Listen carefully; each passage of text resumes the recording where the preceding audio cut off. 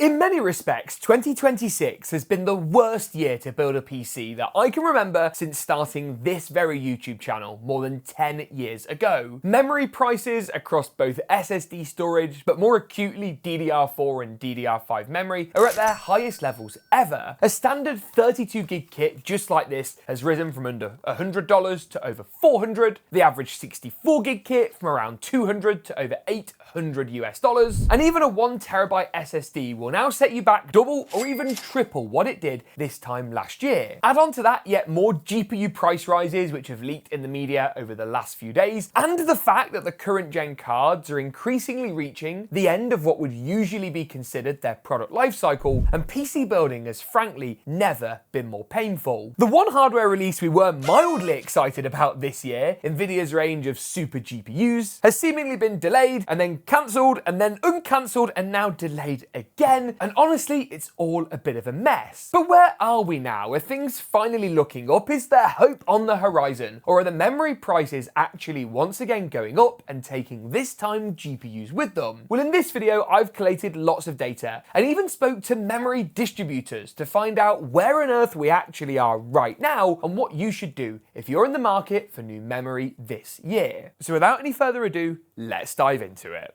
Before we start, I want to outline what makes me actually qualified to talk about this with any degree of trustworthiness, as I do feel that some videos on this subject matter lack any real truth beyond, oh my god, Newegg prices have gone up this week, or oh my god, Newegg prices have gone down. Well, my name is James Cousins and I've been building PCs on YouTube for nearly 10 years. And I also recently started selling the PCs I build here on the channel as pre-built systems. That puts me in a pretty unique position of being able to look at it from both the perspective of a reviewer and content creator, but also someone who in the last year or so has sold more than 500 gaming PCs, each with a kit of the DDR5 memory that we'll be talking about today, amongst graphics cards and other components. It also makes me acutely aware of the price of these items on not just a weekly or monthly, but basically daily basis. And honestly, it's been rough, and things don't exactly seem to be getting much better. We've watched memory prices steadily increase, with the cost price of a 32GB kit, which is what I'll be using for the benchmark in much of today's video, climbing upwards past the £200 mark, up past the £300 mark, and at least for the first time this week here in the UK, up into the £400 and above territory. We are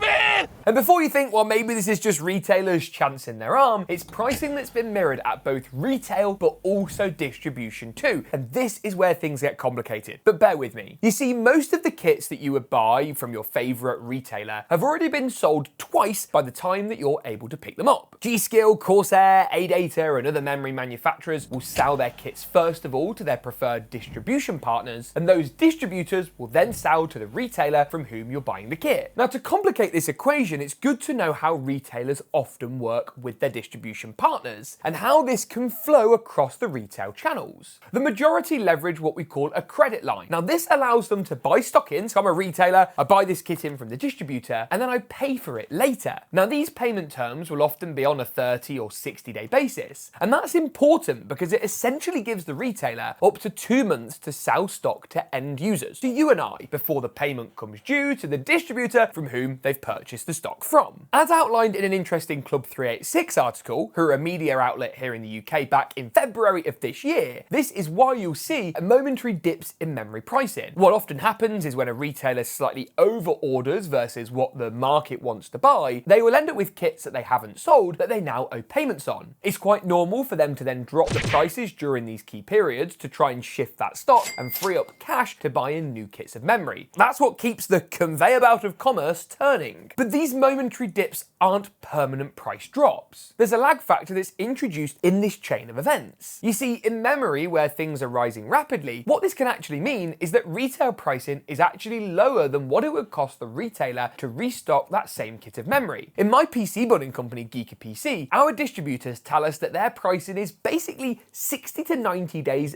behind the retail channel. And what I can say is that pricing at distribution is certainly not going down. Now, before we talk talk about where the prices eventually will fall, we should really rewind a little bit and understand why the current situation exists in the first place. Because only once we've done this can we really appreciate how it might actually end. Now, RAM prices, as we all know, rose incredibly quickly, and the shortage of memory came from one thing alone: AI. Now, the boom in tools like ChatGPT, Claude, and Gemini has created enormous need for computer memory, and lots of it. Now, what this has done is created a multitude of different factors that are affecting memory prices. Firstly, all these tools run in the cloud, in data centers full of memory. Running the tools isn't cheap and requires a lot of what we call compute. As the AI models get more and more capable, they get larger in size and ultimately require more computing power and memory to load the models in the first place. This creates the first point of strained demand. We need more memory for bigger models. The second is that we're essentially in the middle of an AI race. We're all aware of the money getting pumped into AI startups, which leads to lots of speculation around when the bubble, if one exists, might eventually burst. But how does anyone win this race? Well, the company that's ultimately able to create the best, most capable model with the most users as possible is who is going to win. Now, Claude, which is currently regarded as the frontrunner in the AI race, is owned by Anthropic. Its CEO, a guy called Dario Amodei, widely holds the theory that to reach AGI, or artificial general intelligence, which is essentially what all these AI tools are aiming for, that scaling compute is the single most important factor to get there. That means more data, more processing power, and you guessed it, more memory. The third factor is data center capacity. You see, these AI companies are only one piece of a much larger puzzle. They simply design the models that run often in other people's data centers alongside their own. That creates a race to rapidly build data center capacity, and a race that often sees the hardware bought ready long before the data centers and the infrastructure that they need are actually built to cope. But James, these AI companies aren't buying up the Kingston or Corsair RGB kits that I want to chuck into my gaming PC. And that's true, although I do like the idea of Corsair IQ running on a stack of data center servers. I guess we can see the positives, right? And while it might not be true that data centers are buying up DDR5, they aren't, they're buying HBM instead. Now, HBM, which stands for high bandwidth memory, is made from the exact same wafers as DDR5 and by the same big three manufacturers. And that's why we're currently in the position we are with DDR5 memory. The memory market is confined by one big bottleneck. It's something we've talked about a lot in the last 6 months. It's the three people who actually make it: Samsung, Micron, and SK Hynix. You see, when you buy a kit of memory from Corsair, Kingston, or Team Group, it's not actually them who make the memory ICs on those kits. They simply buy the memory ICs from one of the big three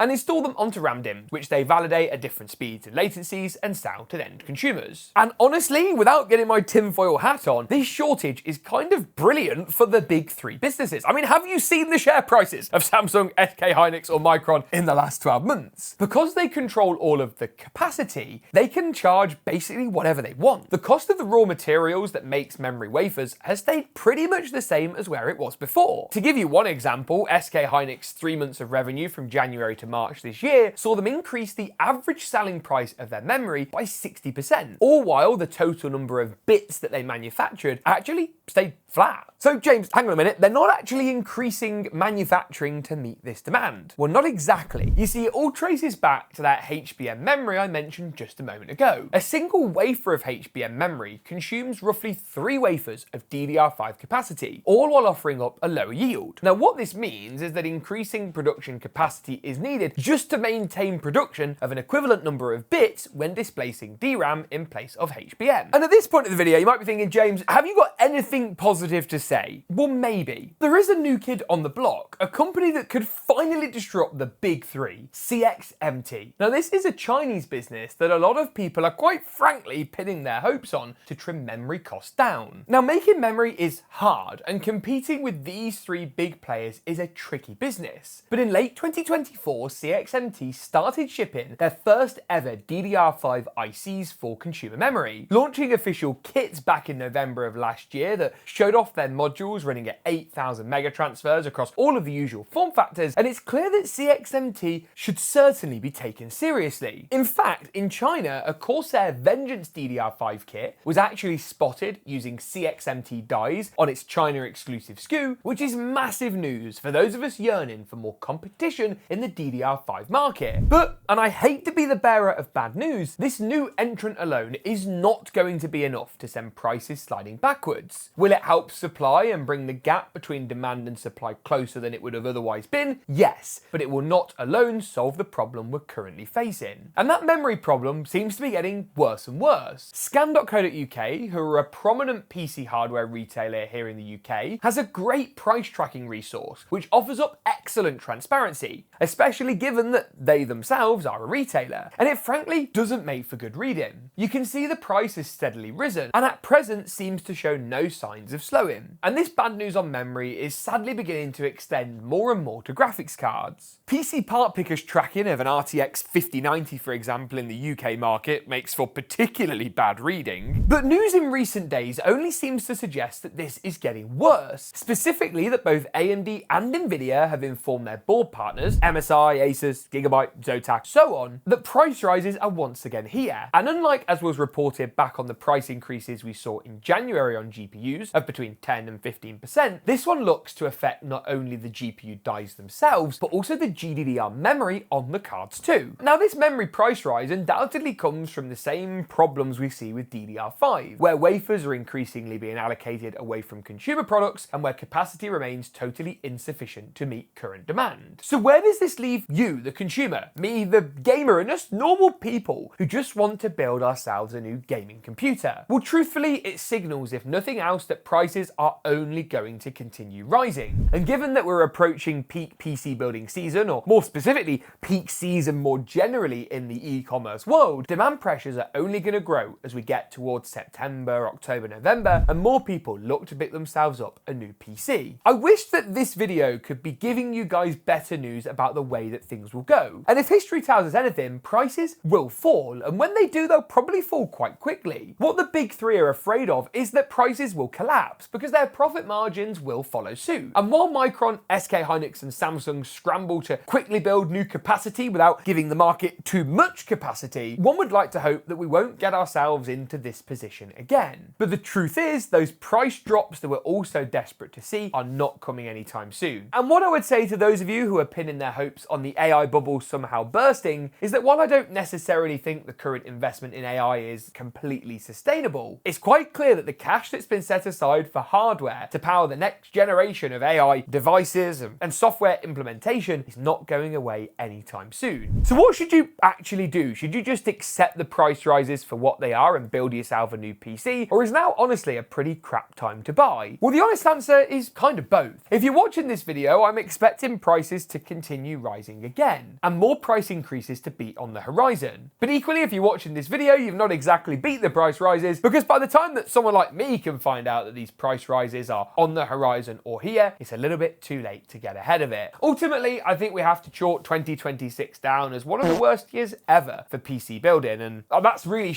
consumer buying advice, isn't it? Anything inspirational to say, Dan? It's all doom. It's all doom. It's all isn't it? Buy a console? I hope you guys found this video at least somewhat interesting. What I didn't want to do is just bring out, on a serious note, a piece of content that promises or brings hope for things that I just don't think are coming. Unfortunately, I think we're in this for the long run. Do I think that next year prices will fall? Definitely. Because what this is going to do is just price so many people out of the market. And as a channel that's dedicated to building PCs and enjoying it in the process, this situation is just pretty heartbreaking. And for those of you who want to build a PC right now and just don't think it's the time, honestly, I'm not entirely sure I could tell you that you're wrong. Thanks for watching, and as always, we'll see you in the next one.